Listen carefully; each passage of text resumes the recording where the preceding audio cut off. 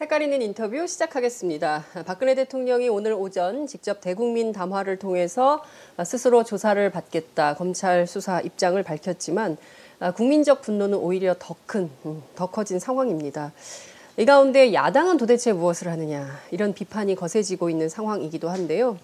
오늘은 그동안 정치 썰전으로 명성을 떨쳤던 제1야당의 전략가 이철희 더불어민주당 의원을 모시고 시국대담 해보도록 하겠습니다. 의원님 반갑습니다. 왜 웃으셨어요? 제1야당의 전략가. 틀렸습니까? 아니, 전략가인지 아닌지 요즘 제가 스스로 헷갈려서. 이게 지금 전략을 쓸 수 없을 만큼 너무 시국이 확확 변하는 거 아닙니까? 그렇죠. 네? 오전, 오후가 다르니까요. 그러니까요. 어떻게 보면 예. 시간마다 다르다고 볼 수 예. 있을 정도로 상황이 좀 급박하죠. 저 같은 기자들은 아주 미치겠습니다. 제가 주로 이제 인터뷰 섭외를 저녁 무렵에 하거든요. 저녁 무렵에 섭외를 하고 밤에 원고를 씁니다. 자고 일어나면 뉴스가 다 바뀌어 있어요. 다시 질문지를 짜야 되는. 그래서 정말 대한민국 정치가 정치부 기자들을 괴롭히고 있다. 그 아주 극명했던 날이 대통령 시정연설 때인데요. 네. 시정연설 하러 와서 개헌카드 던져서 네. 저희들끼리 의견이 분분했거든요. 네, 이걸 네. 어떻게 받아야 되냐, 네, 네. 어떻게 대응해야 되냐를 막 고민했는데 저녁 시간에 뭐 JTBC를 중심으로 뉴스가 나오니까 자연스럽게 정리가 되더라고요. 그래서 맞습니다. 개헌 카드는 하루를 못 넘겼죠. 그날 네. 밤을 못 넘기고 뭐 바로 바뀌었죠. 그렇죠. 예. 그리고 바로 태블릿 PC로 갔고 그렇죠. 태블릿 PC 그 이튿날 대통령이 사과를 했죠. 네. 예. 사과했던가요? 90초짜리 사과라고 명명은 됩니다. 예. 사과하는 법을 모르시는 분 같아요. 사과하는 방법. 사과가 뭔지를 모르시는 것 같아요. 아, 사과. 혹시 사과를 애플로만 생각하는 거 아닐까요? 그러니까 사과는 이게 내가 이렇게 해야 되는 하나의 퍼포먼스라고 생각하시는 것 같은데 네. 사과는 정말 자기가 뭘 잘못했는지를 인정하고 네네. 진솔하게 용서를 구하는 게 사과인데 뭘 잘못했는지도 얘기 안 하고 진솔하지도 않고 네. 용서를 구하지도 않고 열심히 하려고 했는데 뭐 일이 좀 잘못됐다. 네. 어떡하겠냐.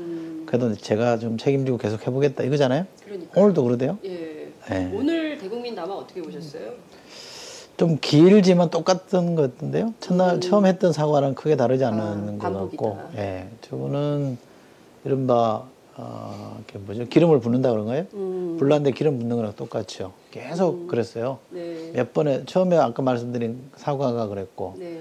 두 번째가 개헌카드인가요? 개헌카드가 그랬고, 그다음에 김병준 네. 총리 지명도 그랬고, 오늘 이것까지 계속 상황을 악화시키는 대응만 했거든요. 네. 그러니까 제가 볼 때는 박근혜 대통령이 아직 상황이 얼마나 엄중한지 네. 모르는 것 같아요. 그 야당의 전략가로서 지금 청와대의 전략 어떻게 평가하십니까? 청와대 전략가가 있습니까? 우선? 저런 전략으로는 안 되죠. 전략인지는 모르겠으나 네. 저렇게 대응해서는 못 풀죠.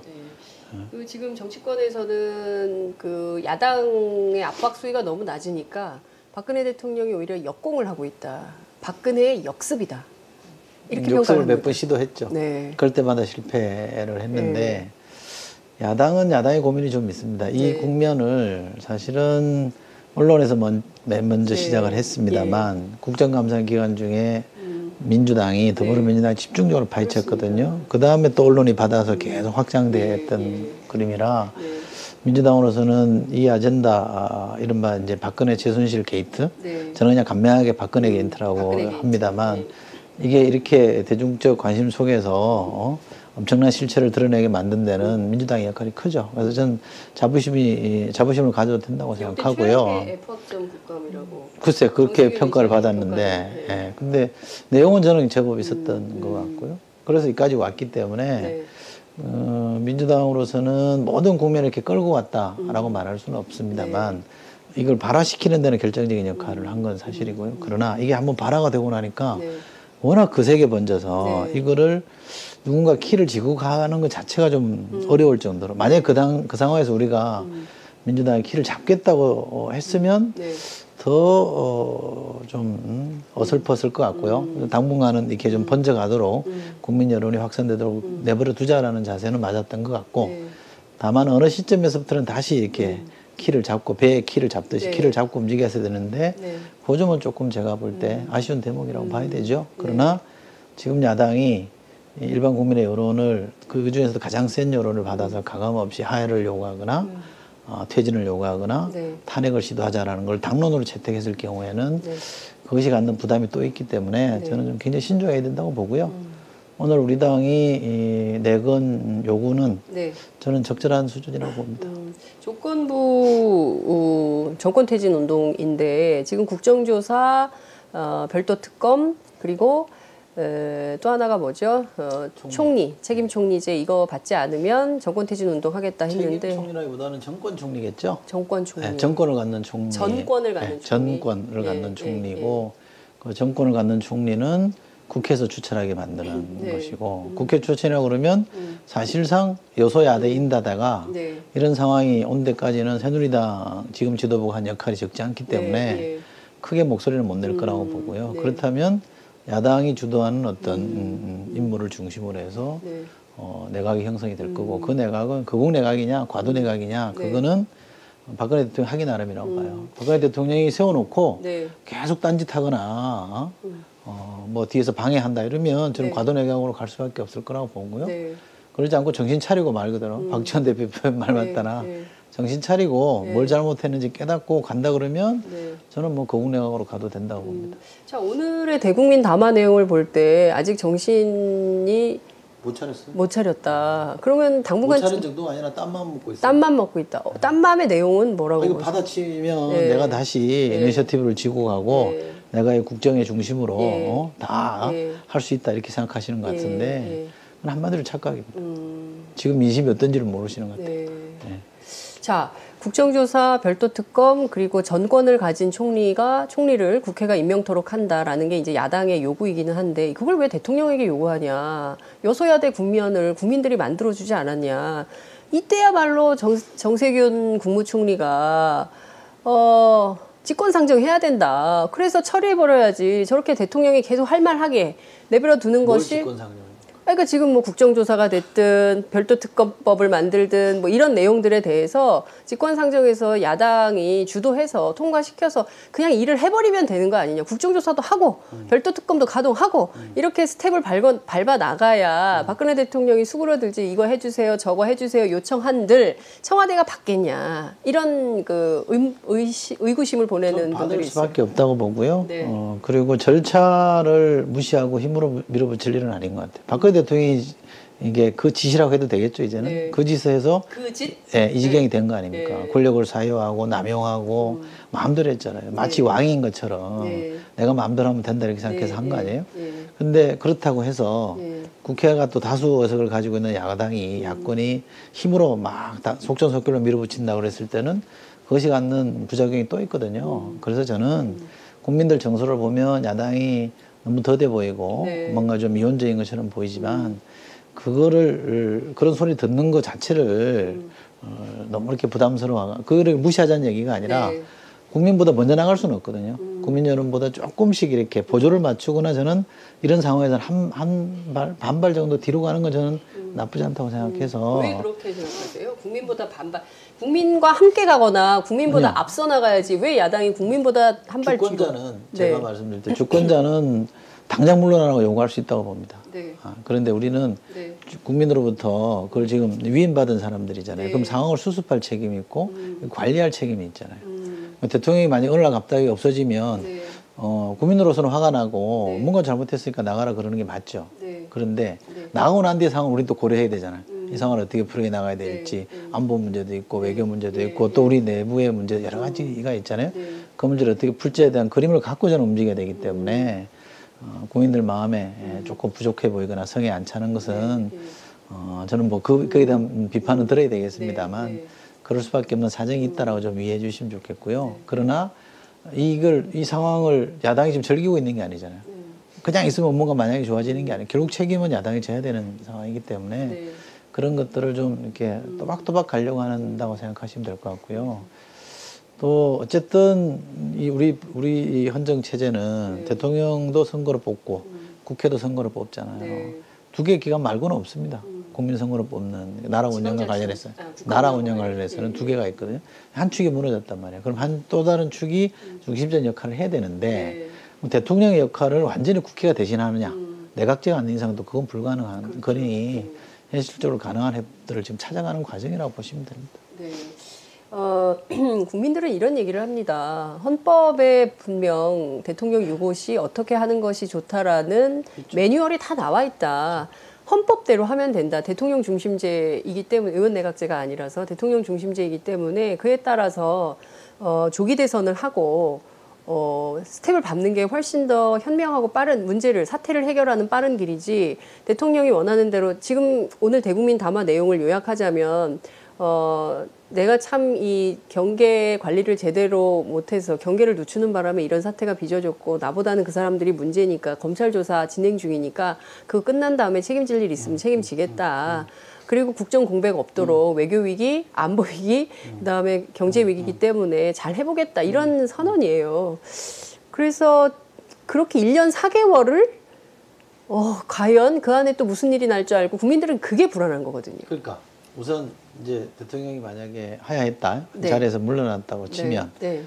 헌법상 네. 국무총리가 승계하게 돼 있잖아요. 네. 지금 국무총리는 법적으로는 황교안 총리단 말이죠. 네. 그럼 그런 수순으로 안 가려면 우선 총리부터 바꿔놔야 되잖아요. 네. 총리 임명을 갖는 거는 대통령이란 말이죠. 그렇잖아요. 그럼 네. 총리를 바꾸는 그 과정이 지금 진행 중이고 있는 거고 그 국민적 요구를 외면하고 대통령이 그냥 자기 카드를 꺼낸 거고 네. 지금 이제 정치권은 야당은 특히 그렇게 하면 안 된다. 그런 총리로는 수습 안 된다. 정권을 갖는 이른바 국민총리를 세워야 된다. 네, 국민총리. 그렇죠. 국민 여망을 받드는 총리를 네. 세워야 된다. 네.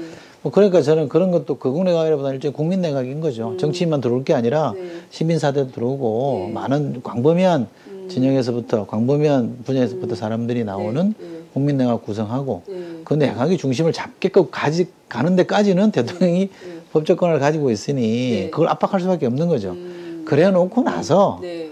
그러면 이제 체제가 완비됐잖아요. 네, 네. 그 다음부터 대통령이 어떤 거취를 갖는가에 대해서는 전적으로 저는 박근혜 대통령이 하기 나름이다 이거죠. 근데 계속 딴짓하고 있다. 네. 그러면 어떤 선택이 남아 있겠습니까?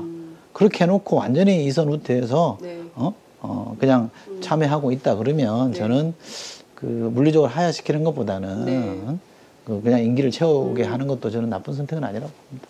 지금 국면에서 지금 박근혜 대통령은 동전의 뒷양면에 해당하는 뭐 김병준 총리 내정자 그리고 안으로는 그 최재경 민정수석 최재경 민정수석은 잘 아시는 것처럼 BBK를 막았던 정치검찰로 아주 유명한 분이잖아요. 그래서 그분이 이제 검찰 권력을 쥐고 적당한 형량까지도 다 내고 한 거 아니냐 이미. 왜냐하면 막 알아서 자기들이 들어와서 전부 검찰 안으로 들어가서 조사받고 있기 때문에 이제 그런 의혹들 검찰 수사가 전혀 신뢰를 못 받고 있는 이런 상황이기 때문에 그 지금 상황에서는 대통령을 더 압박해서 국면을 바꾸는 게 훨씬 더 유리한 거 아니냐. 그 국면을 바꿔야 됩니다. 네. 그러니까 대통령이 지금 카드를 썼잖아요. 네. 김병준 카드, 네. 한강욱 카드 예. 이런 걸 썼단 말이에요. 예. 즉 거기에 최재경도 포함된 이 그렇죠. 카드 썼단 예. 말이에요. 예. 그것이 국민적 원성을 쌓고 있잖아요. 그럼 네. 이걸 이제 이걸 무산시켜야 되는 겁니다. 네. 좀 거칠게 표현하면 이걸 깨버려야 되거든요. 깨버려야 된다. 예. 그럼 어떻게 깰 거냐 네. 이런 문제가 예. 있는 예. 겁니다. 그러니까 그건 정치권이 계속 그 압박하는 것도 해야 되고 또 국민들이 직접 행동도 나서야 되고 네. 길거리에 촛불도 들어야 되고 네. 전방위적 노력을 해서 이걸 깨야 되는 상황인 거고 예. 저는 어쨌든 그 본심인지 아닌지는 모르겠으나 네. 김병준 지명자가 네. 법적으로는 총리 네. 지명자잖아요. 지명자가 야당이 반대하면 두말 않고 물러나겠다, 수용하겠다 그랬으니 네. 야당이 똑부러지게 네. 불가하다는 입장을 천명을 하고 네. 김병준 지명자가 사퇴하면 네. 그래도 또 다른 국면으로 좀 또 정리가 되는 거거든요. 네. 그렇게 하면 저는 박근혜 대통령이 이른바 딴짓하기가 쉽지 않을 거라고 봅니다. 네. 그랬을 때 네. 정치권이 국민 신망을 갖는 총리를 만들어내고 네. 그 총리를 중심으로 고민해서 국민 내각을 형성해서 네. 우리 사회에 지금 필요한 일들을 해내면 되거든요. 그러면 네. 상당히 저는 많은 일을 해낼 수 있다고 생각합니다. 많은 분들이 지금 걱정하고 있는 사안들이 있잖아요. 지금 풀지도 못하고 있는 사안들을 어떻게 보면 1년 4개월 빨리 예. 해결의 과정을 시작할 수 있는 장점도 있거든요. 그래서 일반 국민들이 정말 화가 나고 분노하고 있는 이 분노 게이지가 극점에 와 있거든요. 네. 대통령 지지율 5%라는 거는 그건 없다는 얘기거든요. 한 지지 명도 없다. 지지 안 한다는 얘기거든요. 네. 본인 빼놓고는 아무도 지지 안 한다는 얘기일 거예요. 근데 다른 한편으로는 이게 유례없는 사상 초유의 사태에 네. 직면했을 때 우리 국민들이 안 그래도 먹고 살기 힘든데 네. 불안해하는 네. 불안 정서가 또 한편으로 있습니다. 그렇습니다. 이 두 가지, 그러니까 분노와 불안이라는 이 두 정서 중에 저희는 불안의 정서도 잘 다독여야 되는 거거든요. 네. 이걸 신경 안 쓸 수는 없기 때문에 저희가 일방적으로 강경론으로만 못 가는 고민이 있다. 근데 저희가 의지가 없어 그런 건 아닙니다. 사실 깨놓고 얘기하면 네. 60일 사퇴시키고 60일 안에 대통령 선거하면 우리 당이 이길 거 아닙니까? 다들 그렇게 전망하면 저는 우리 당이 이길 거라고 민주당이 봅니다. 이길 거라고 보세요? 예. 저는 이길 거라고 봅니다. 근거 없는 낙관 아니죠? 아니, 가장 준비된 후보가 우리 당에 있잖아요. 누구 얘기하시는 겁니까? 지금 여론 지지율에서도 1등한 후보가 네. 우리 당에 있잖아요. 네. 제가 누구라고 구명 안 해도 다 아실 텐데. 네. 저희들로서야 속 시원하게 그러면 저 하야하고 네. 60일 안에 선거합시다. 네. 이러면 좋죠. 네. 그러면 집권의 기간이 1년 몇 개월, 한 1년 땡겨지는 거잖아요. 네. 그러나 그런 실익에도 불구하고 네. 지금 그렇게만 주장할 수 없는 여러 가지 측면들이 있기 때문에 네. 저는 이게 책임 있는 정치 세력으로서는 이런 고민을 안 하면 이상하다고 생각합니다. 말씀하신 대로 책임 있는 정치 세력으로서 이후에 벌어질 하야 이후에 벌어질 여러 가지 정국들을 고민하고 수를 둘 수밖에 없다라는 현실적 고민에 대해서 말씀을 해주셨는데요. 이를테면 이런 겁니다. 물론 이제 그런 것도 중요하지만 이게 지금 굉장히 요동치고 있는 정국이기 때문에 또 다른 정계 개편 가능성을 열어놨어요. 어제 이제 정병국 그 의원, 새누리당 의원을 포함해서 민주당의 박영선 의원, 뭐 국민의당 의원들까지 모여서 이른바 친문, 친박을 제외한 제3세력이 모여서 뭔가 새로운 정치를 해보자라는 그 토의에 들어갔다 이제 이런 보도들이 나오고 있습니다.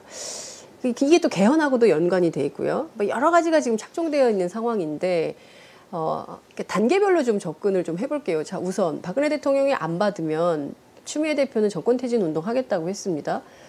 그 시기가 언제일까요? 시기를 못 박진 않으셨어요. 그건 뭐 언제까지라고 이렇게 시한을 정해두지 않았기 때문에 네. 상황의 흐름을 조금 더 봐야 되는 걸 거고요. 그 중간에 뭐 하루 이틀 사이라도 김명준 총리 지명자가 사퇴할 수도 있잖아요. 그렇다면 내가 안 하겠다 이렇게 나올 수도 있는 거기 때문에 딱 시한을 못 박아서 갈 일은 아닌 것 같고요. 김명준 총리가 사퇴할 가능성이 있다고 보세요? 저는 못 버틸 거라고 봅니다. 나쁘게 말하면 못 버티고 네. 좋게 말하면 그 양반의 선의가 네. 이런 국면에 네. 꼭 고집할까 싶은 생각이 있고요. 네. 조금이라도 노무현 대통령 옆에서 배웠다면 네. 지금은 물러날 때라는 걸 아시겠죠. 지금 그게 그걸 노무현 모를까요? 정신이라고 하시잖아요. 그 노무현 정신에 대해서는 저는 그분이 그 말씀을 한 거는 크게 보면 맞는 얘기죠. 노무현 대통령이 나라 걱정하고 국민을 통합시키기 위해서 중앙 집권이나 이런 것들을 분권화해서 통합시키려고 얼마나 노력했습니까? 네, 크게 네, 그 정신은 맞는데 네. 그렇다면 지금 김병준 지명자가 네. 저 자리를 네. 고집하는 게 통합에 기여할까요? 물러서는 게 기여할까요? 제가 이 질문을 드리고 싶죠, 그분한테. 김병준 총리. 그렇죠. 물러나는 게 통합에 기여하는 거라는 거고요. 네. 제가 좀 아쉬운 대목은 이런 겁니다. 네. 새누리당의 뭐 흔히 정치권 용어란 비주류라 그럴까요? 네. 비박이라고 하는 비박. 언론 네. 용어인데 네. 그 내부 정리를 너무 못하는 것 같아요. 새누리당이. 네, 새누리당 내부에서 이미 이렇게 국면의 여론이 형성이 돼 있으면 네. 당연히 그 내부는 기성지지 체제에 네. 책임 있는 사람들은 다 물러나야 되거든요. 그리고 이른바 비박들이 네. 책임으로도 조금 덜한 사람들이 네. 네. 잡고 네. 야권과 공조해서 네. 뭔가 변화를 주도해 나가야 되는데 네. 전혀 그런 거를 못 하고 있어요. 네. 제가 볼 때는 그게 좀 제일 제가 볼 때 의아해요. 네. 저 그렇게밖에 안 되나 싶어요.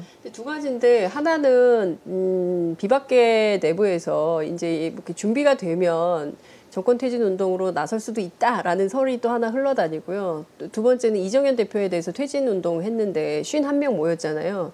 근데 이제 친박계의 몇몇 그 선배 그룹들이 전화를 한다는 거예요. 근데 이게 검찰 수사 대상은 아닌데 알려지면 망신당하는 건들을 계속 의원들한테 전화해가지고 너 빠져라 이렇게 회의와 협박을 하고 있다는 겁니다. 그래서 막 실제로 이름 빼달라는 의원들이 되게 많다는 거예요.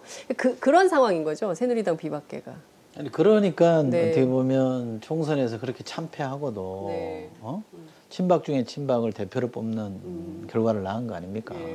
그러니까 비박도 뭐 제가 뭐 주제는 꽤 다른 당에 대해서 이래라 저래라 말하는 건 좀 걱정도 됩니다만 네. 어쨌든 이런 거는 이런 문제를 풀 때는 당내 권력 투쟁으로 보지 말고 네.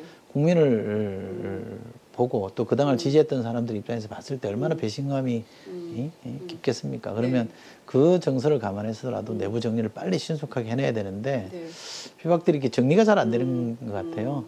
교통질서가 이렇게 리더가 없는 것 같아. 네. 예를 들면 뭐 그 중에 대선 주자로 거명되는 몇 분 중에 어떤 분들이라도 유승민 뭐 이런 나 대통령 안 해도 좋다. 네.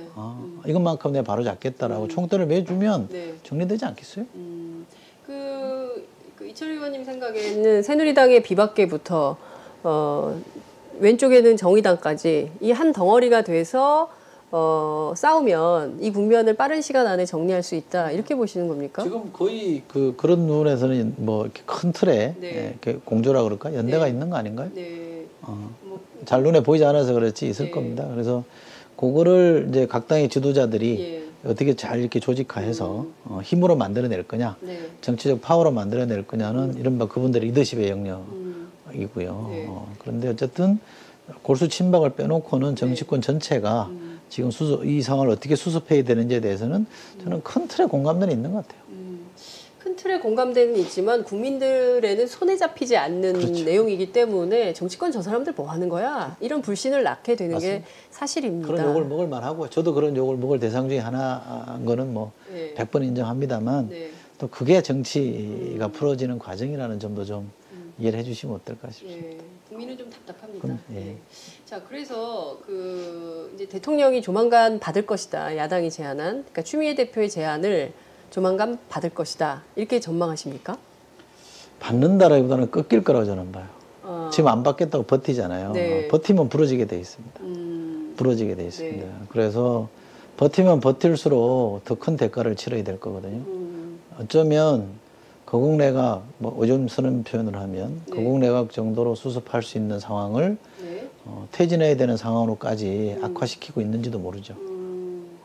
그래서 제가 박근혜 대통령의 태도가 중요한데 근래의 태도를 보면 얼마나 이 상황이 엄중한지를 모르고 있는 것 같아요. 뭐 옛날에 보면 뭐 그렇잖아요. 막 우리가 6월 항쟁도 막 하고 이럴 때 보면 여전히 전두환 대통령 옆에는 땡꾸로 밀어봅시다, 밀어버립시다 이런 얘기를 하는 사람들이 있었다는 거 아니에요? 그렇죠. 지금도 저는 그러지 않는가 싶어요. 이거 좀 지나가면 나아질 거다라고 생각하는 것 같아요. 또 제가 또한 지나가리라. 그렇죠. 누구랑 제가 오늘 아침에 라디오에서 토론해봤는데 역대 대통령이 다 이런 거 겪었다.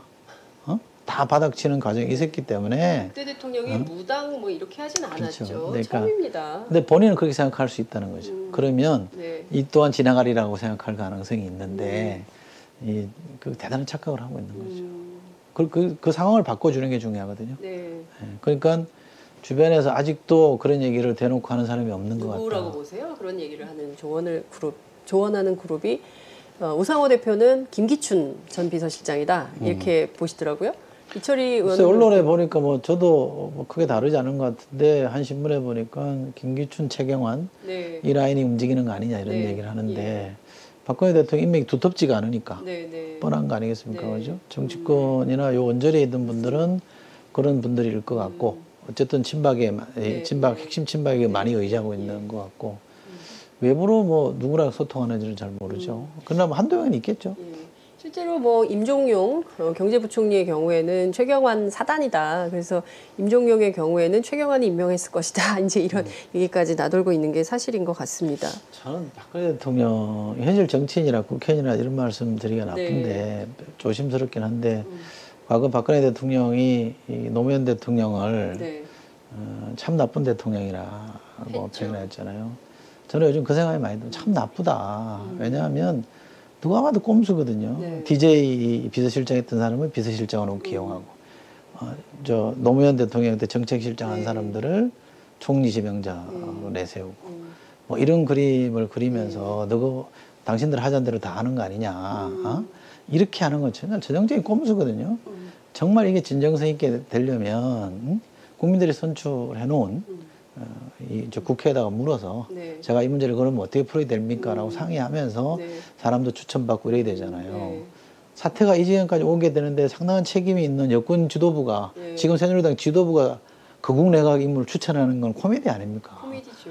추천에 자격이 없는 사람들이 추천하는 거잖아요. 근데 그 사람들 추천했으니까 받아들여서 야, 이 사람이 과거 정부에 일했던 사람이니까 거국내각이다? 그거 내가 무슨 말인지도 모르는 사람 같아요. 사실 굉장히 야당 입장에서나 또 이제 야권을 지지했던 국민들 입장에서는 그 굉장히 매우 불쾌한 전략입니다. 열받죠. 예. 그러니까 이 사람 저 사람 받을 사람들을 불러가지고 일종의 이제 부역하게 만드는 거 아니에요. 그러니까 저는 이걸 보면서 일제시대 때 그 일본 순사들이 그 몇몇 그 밀정으로 쓰잖아요. 한국 사람들을. 그리고 이제 조선인 간의 갈등을 유발시키고, 그러니까 노노 갈등 똑같은 거예요. 그런 거를 지금 박근혜 정부 친박들이 하고 있구나라고 생각하면 굉장히 불쾌할 것 같다. 이런 생각. 불쾌하죠. 불쾌하고 김병준 지명자도 네. 그 그림에 왜 이렇게 동조했는지 네, 네. 상당히 아쉽고요. 네. 제가 기억하는 노무현 대통령은 저도 저 후보 시절에 캠프에 네. 몸담고 있었습니다만 당에 노무현 선대위라는 네, 데 네. 있었거든요. 예. 그때 보면 노무현 대통령은 예를 들면 그 저 두 여중생이 네. 장갑차에 깔려서 예, 죽었을 예, 때도 그걸 뭐 선거 관점에서 보자면 반미로 비칠 수 있으니까 조심해야 된다 이런 네. 얘기 했을 때도 노 전 대통령은 분명하게 얘기했거든요. 내가 대통령 안 하면 안 했지. 이건 잘못된 거 아니냐. 라고 분명하게 얘기를 했단 말이죠. 저는 그런 결기를 배워야 된다고 생각하고, 그러니까 자리가 네. 중요한 거 아니잖아요. 그렇죠. 지금 그분이 저는 총리가 될 만한 제목이라고 봅니다만 네. 왜 지금 해야 되냐 이거죠. 예. 노무현 대통령 그런 데서는 정말 추워도 타협하지 않았던 사람이잖아요. 네. 나설 때와 물러설 때를 엄정하게 가렸던 분이라면 맞습니다.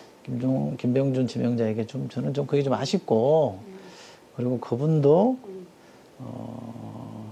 제 생각입니다만 제 소회입니다만 네.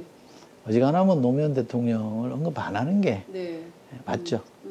지금 그런 선택을 하면서 노무현 대통령을 끌어들이는 거는 누가 봐도 뭐 의도적으로 자꾸 연결시키는 거 아니냐라고 오해받을 수 있거든요. 저는 그런 그 의혹도 많이 제기된다고 들었습니다. 이 결국에 야당 갈라치기 하는 거 아니냐. 이를테면 민주당하고 국민의당 서로 싸우게 만들고 야권 내부의 갈등을 초래해서 결국 그것이 자중질환이 돼서 자기 권력에 이득이 되는 방식으로 정치를 하고 있는 거다. 이제 이런 비판. 그 전형적인 박근혜식 정치죠. 박근혜식 정치. 그렇잖아요. 그렇게 해서 막 힘으로 네. 밀어붙이고 네, 예. 툭 던져서 안 받으면 거 봐라 이러면서 막 역으로 네, 역공 예, 펼치고 뭐 예, 그런 거 예. 아닙니까? 이번에는 그게 통할 상황이 아닌 겁니다. 그러니까 조금이라도 길거리 나가 보면 네. 아니면 뭐 정 안 되면 특정 매체라도 하루만이라도 네. 8시 뉴스를 보고 있으면 네. 얼마나 상황이 엄중한지를 알게 될 거예요. 그렇잖아요. 그렇죠. 자, 지금 이런 상황이면 박근혜 대통령의 마음이라고 하면 좀 부적절한 것, 태도를 바꾸기 매우 어렵다고 한다면 더불어민주당의 운명은 정권 퇴진 운동에 나서는 것밖에 없지 않냐. 끝까지 버틴다면요. 네.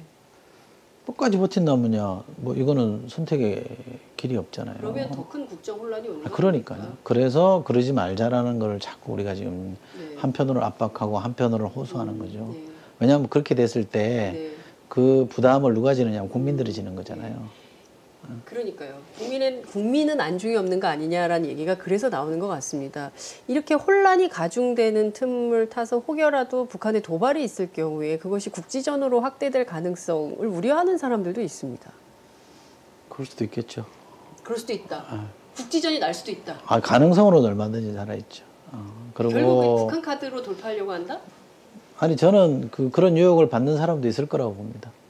실제로 저는 얼마나 정권 안에 박근혜 정권 안에. 그렇죠. 실제로 얼마나 그게 가능할지는 모르겠습니다만 네. 정권을 내놓는 것보다 네. 권력을 내놓는 것보다 차라리 그게 낫다고 생각하는 사람들이 저는 있을 수 있다고 봅니다.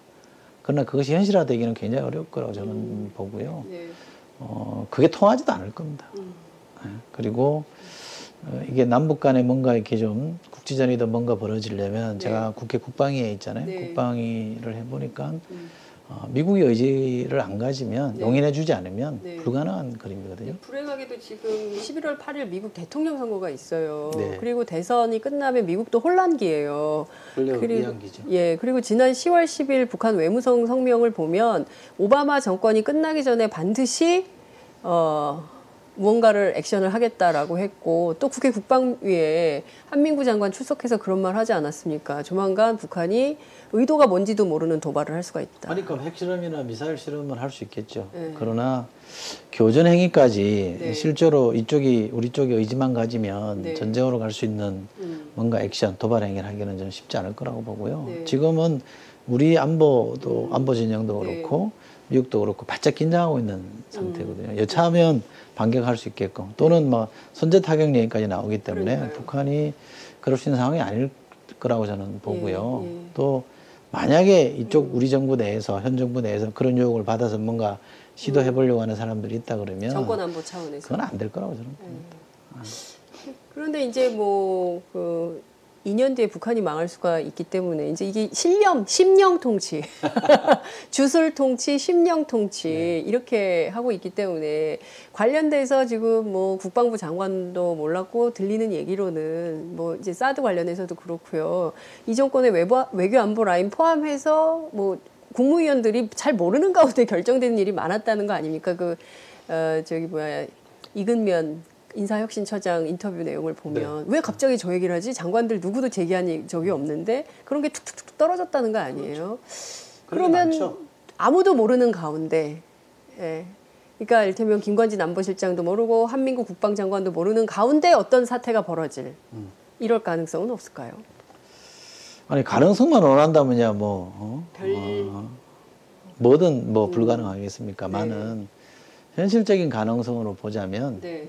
저는 뭐 크지 않다, 거의 없을 거라 이렇게 보는 편이고요. 네. 그 중요한 의사결정, 사드라든지 뭐 한일 정보보호 협정이라든지 이런 문제를 이거는 뭐 누가 결정을 했느냐, 네. 그건 예상 가능하거든요. 청와대 내에 있는 안보 파트에서 네. 상당 부분 선도하는 거라고 저는 이해를 합니다. 그렇게 보면 그쪽인들 정신이 있겠냐. 그러니까 이게 일선에 있는 저 군인들이나 네. 이 안보 파트에 있는 사람들 모르게 네. 그런 일을 벌일 수 있을까? 저는 말씀드렸잖아요. 그것도 지지율이 한 30% 있을 때 얘기입니다. 5%밖에 없으면요. 군인들이든 장군들이든 아무도 지지 안 한다는 얘기거든요. 어떻게 믿고 하겠습니까? 참 이게 우리나라가요 정말 한심한 수준으로 국격이 떨어지고 있습니다. 지금 너무 창피한 지경인데 이게 외교든 국방이든 뭐든 되겠냐, 내치든 외치든 이게 제대로 누가 대통령 말을 믿겠냐. 아니 외치를 뭐 얘기하는데요. 네. 외국 나가서 뭔 얘기하면 사람들이 뭐 외국 정상들이 귀를 듣겠어요? 귀담아 듣겠습니까? 다음 주에 10월 10일 날 박근혜 대통령 한국 카자흐스탄 정상회담을 하실 예정입니다. 그건 그 외치를 맡기자 이것도 저는 위험한 발상이라고 봐요. 외교가 다 망가져 있는, 네. 엉망이 돼 있는데 그걸 맡기자면 뭐 잘하는 분야니까 맡기자 그러면 사실상 모르겠는데 이원 집정부제다 이런 주장을 하고 있어요. 아니, 그 뭐- 외치는 대통령, 내치는 김병준 이렇게. 잘하는 것도 아닌데 어떻게 맡깁니까? 다 망가뜨려져 있는데 그잖아요. 뭐 남북 관계는 완전히 끊겨져 있는 네. 상태고 중국하고 좀 갈등 관계, 네. 러시아하고도 네. 그렇죠. 일본도 이 상황에서 뭐 외치를 전담은 그건 잘할 때 얘기인 거고 어떻게 보면 네, 네. 근데 지금 그것도 저는 불가능한 얘기일 거라고 네. 보고 자꾸 그런 수를 쓰지 말자. 쓰지 말라는 거예요. 꼼수 쓰지 마라. 꼼수 쓰지 말고 네. 안 되는 걸 자꾸 될 거라고 생각하지 말라 이거죠. 이럴 때는 간명합니다. 그냥 국민 뜻에 따르겠다라는 생각으로 가면 돼요. 그럼 국민 뜻에 따르겠다는 딱 원칙을 가지고 국민들이 네. 지금 원하는 게 뭐냐? 하나, 둘, 셋만 하면 나와요. 첫째, 둘째, 셋째만 지키면 되거든요. 네. 그럼 내가 물러나라는 거다. 이선 후퇴하라는 거다. 네. 이선 후퇴한다 이거죠. 그럼 국정의 공백이 그렇게 걱정하는 국정의 공백이 예, 생길 예. 것 같으면 국회가 추천하는 국민들이 원하는 총리를 앞세우라는 말이에요. 총리한테 정권을 주고 그 총리가 내각 구성해서 국정을 끌고 가게 하란 말이에요. 네. 그럼 세 가지 하면 되잖아요. 네. 뭐 어렵지도 많지도 않잖아요. 않네. 예. 하나, 둘, 셋. 그 다음은 예. 많다고 하겠지만 세 가지만 하면 될 일이고 네. 그게 자신에게 오랫동안 표도 주고 애정도 주고 지지해준 사람들에 대한 보답이고 주권자인 국민에 대한 보답이죠. 왕이 아니라니까요. 왕은 그냥 집에 가면 그만이지만 대통령은 그냥 집에 가면 그만이 아니에요. 네. 그런데 새누리당 의원들 가운데 박근혜 대통령을 오랫동안 함께 모셔왔던 분들 얘기를 들어보면 그 양반의 생각은 늘 같다는 거예요. 이 나라는 내 나라고 너희는 나의 백성. 고로 이 나라는 내 뜻대로, 이 당도 내 뜻대로, 내 마음대로 해야 된다. 내 말을 안 들어? 그럼 너는 죽는 거야. 뭐 이런 생각들이 있다는 거예요. 그게 유신사관 아닙니까? 유신사관이다. 유신사고죠. 네. 세상을 유신의 관점에서 보는 거예요. 네. 그때는 어땠습니까? 대통령이 박정희 대통령이 유신 체제를 만들어 놓고는 상징적인 것들. 국회의원의 3분의 1을 임명했잖아요. 네. 자기 마음대로.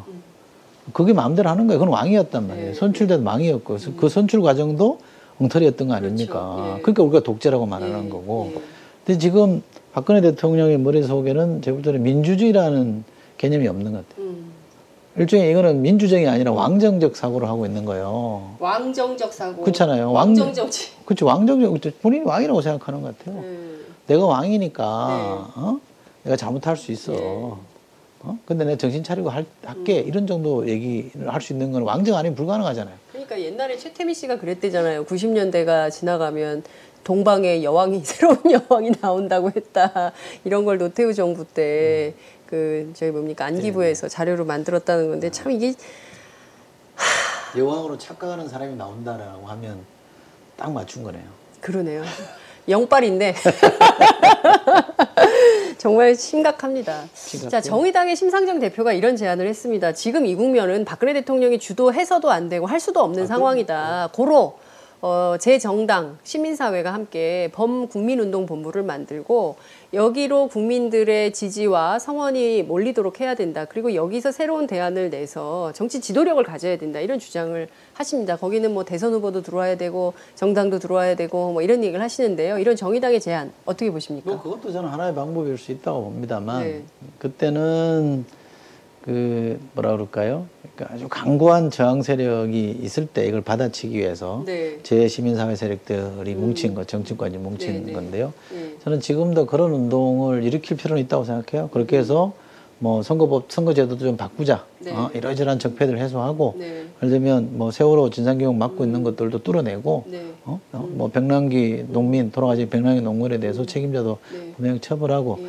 이런 대중적 열기를 만들어내는 네. 힘을 추동하는 건 좀 필요하다고 봅니다만 정치권에서 해야 될 일을 뭐랄까 뒤로 밀쳐놓고 네. 내팽개치고 그쪽으로 몰려가서는 안 된다고 생각합니다. 그것도 순서대로 가자 이거죠. 네. 그러니까 해야 되면 하는 게 좋다고 그것도 생각합니다. 하고 또 안에서도 하고 이렇게 그것도 두 해야죠. 식으로. 그것도 네. 하는데 예를 들면 정치권끼리 예를 들면 자기들끼리 네. 나눠 먹기식으로 뭔가 네. 적당히 타협해서 가려고 한다 그러면 그건 안 그거는 되니까. 불별하게 그렇죠. 그러니까 내려지죠. 그런 것에 대해서는 대중적 동력을 이렇게 만들어내는 것은 필요합니다만 네. 이것만 보고 이쪽에서 해야 될 과제들을 놓치고 가는 건 안 되죠. 이쪽에 해야 될 과제들이 분명히 있습니다. 지금 정치권은 네. 4월에 만들어진 총선에 의해서 지금 국회가 구성되어 네, 있잖아요. 그렇습니다. 그리고 그건 여소 야대란 말이에요. 예. 그럼 야대가 할 수 있는 역할들이 있는 거고 네. 얼마 전에 민의가 제대로 표출된 거기 네. 때문에 그 사람들이 하는 게 저는 맞다고 생각하고요.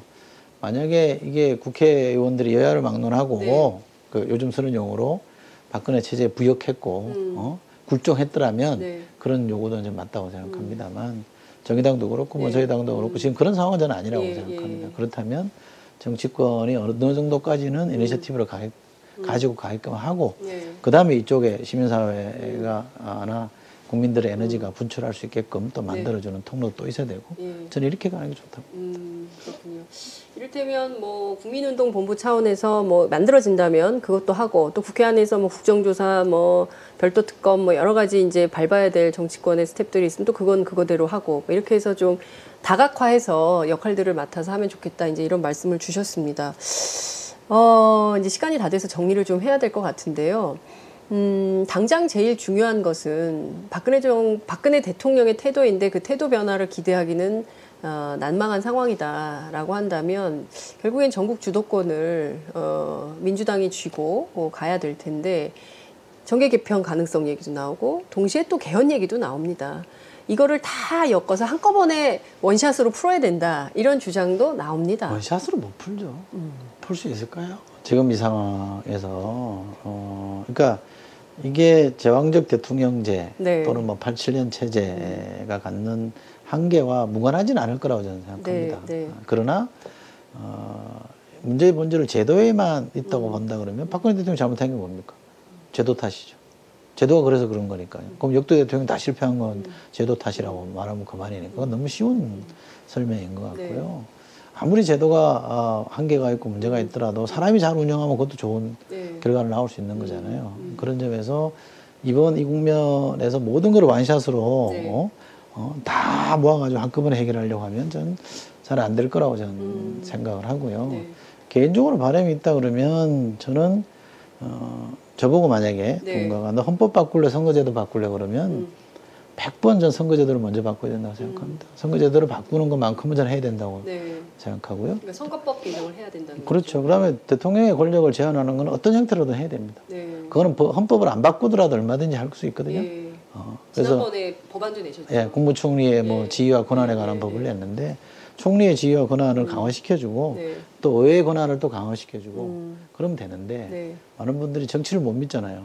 정당들에 대한 불신이 있잖아요. 네. 국회의원들 하면 짜증부터 먼저 나는 네. 집단이잖아요. 네. 그런 점에서 이 국회, 정당, 정치인들이 국민들로부터 신뢰받을 수 있는 장치를 또 만들어야 돼요. 네. 지금 이게 왜 저는 불신이 심해졌냐고 보냐면 유권자들, 국민들과 정치인들 사이가 너무 멀어져 있어요. 네. 그러다 보니까 이게 기득권 집단화되고 예, 예. 자기들끼리 해먹는 구조가 됐거든요. 이 벽을 허물어버리면 네. 유권자들이 얼마든지 정치인들, 좋은 정치인들을 길러낼 수도 있고 네. 선별해낼 수도 있기 네. 때문에 그런 정도로 우리가 이렇게 방향을 잡고 가는 게 좋겠다고 생각하고요. 네. 그렇다면 그런 에너지를 지속적으로 동원하려면 뭐 국민운동본부 같은 게 필요할 텐데 네. 그러나 6월 항쟁 같은 것도 네. 단기간 내는 가능할지 몰라도 이게 1년 내내 갈 수는 없잖아요. 네. 그런 에너지를 계속 유지할 수는 없으니 이렇게 준 에너지를 가지고 정치 쪽에서 제도권 내에서 또 풀어야 되는 숙제는 네. 또 있는 겁니다. 예. 그래서 저는 지금은 정당들이 잘 해야 되는데 네. 대선과 연결돼서 네. 자신의 정당이나 자신의 정당에 속해 있는 후보들의 유불리 관점에서 이 문제를 보기 시작하면 네. 상당히 이게 좀 꼬일 가능성이 있고요. 국민들에게 굉장히 심하게 다칠 가능성이 있고 국민들에게 엄청나게 공격당할 가능성이 있기 때문에 대선 주자들도 개인의 유불리를 떠나서 전체 판을 어떻게 고민하느냐에 네. 따라 저는 대선 판도 자체도 달라질 수 있다고 봐요.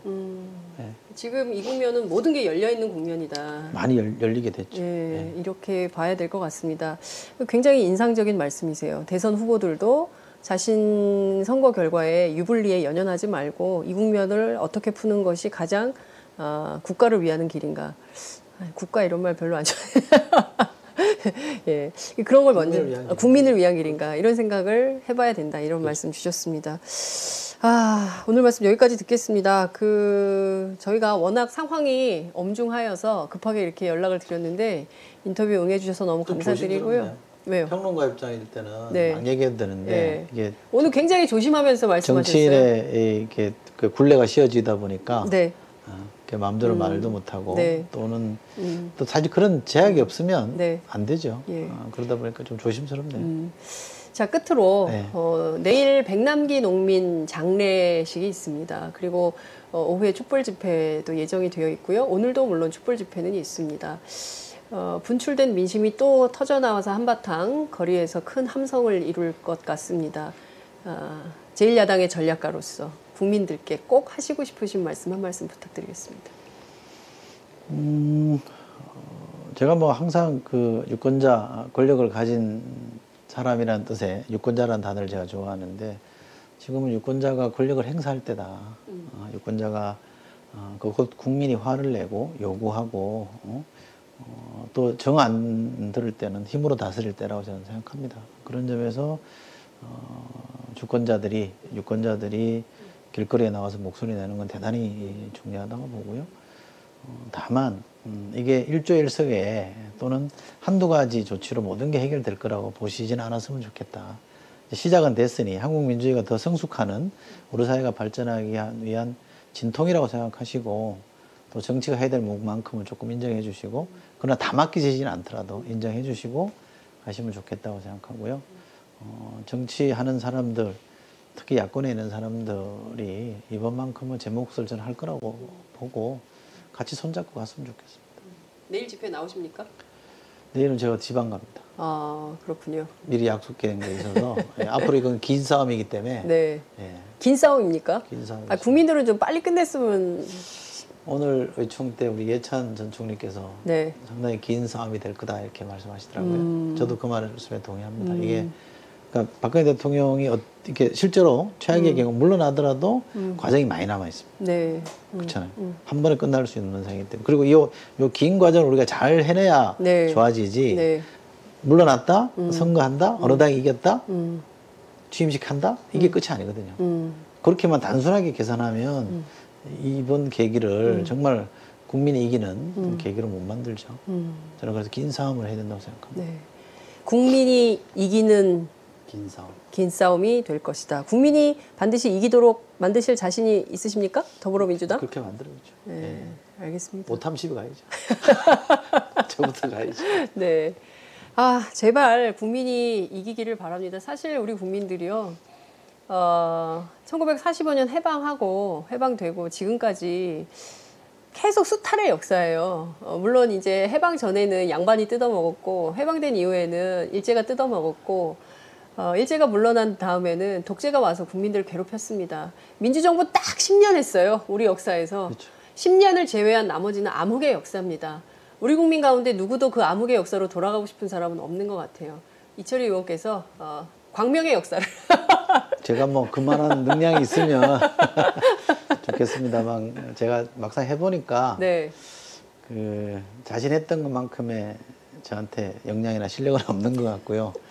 그러나 뭐 제가 해야 될 일은 꼭 할 생각이고요. 그리고 저는 크게 봐서 우리 사회가 반드시 좋아질 거라고 생각합니다. 그리고 이번 건이 좋은 계기로 저는 작용할 수 있을 거라고 봅니다. 네. 내년 6월 항쟁 30년인데요. 정말 큰 틀에서 새로운 패러다임의 전환이 있기를 기대합니다. 오늘 말씀 여기까지 듣겠습니다. 감사합니다. 고맙습니다.